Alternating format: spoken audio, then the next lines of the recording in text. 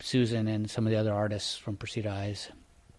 And it was like 1980. And it was not exactly a real safe place to be for people from outside the neighborhood. And I remember there was a part of the mural that had been painted on, had been tagged on a bunch of times, and it had this skull painted on there with a hat, and he's smoking like a joint.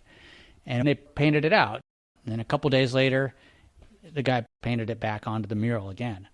They were making a statement. They were putting their own tag on the mural, letting them know that they were there. This was their neighborhood.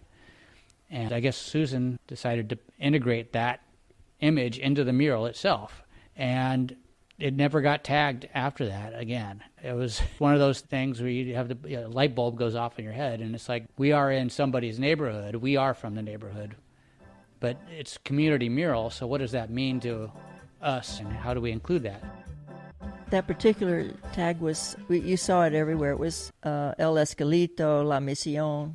We painted it out because we were going to grid the wall and transfer the design.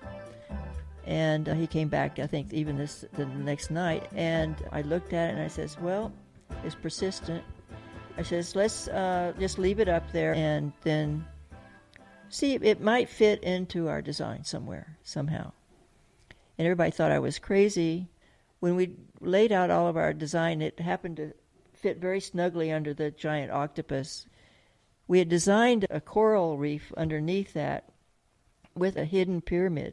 And so it seems to me, this all fits together. So let's just leave it there.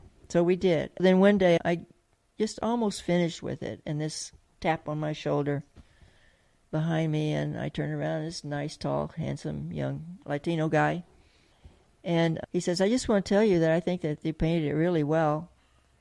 And I said, what's your name? He says, I'm Jesus, the one that drew the image on the wall. And I says, oh, well, thank you very much, Jesus. Glad to meet you.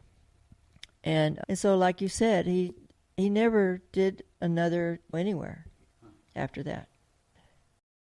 But that it had an impact on him, and it carried through. He just respected it so much that I respected him and his expression of himself.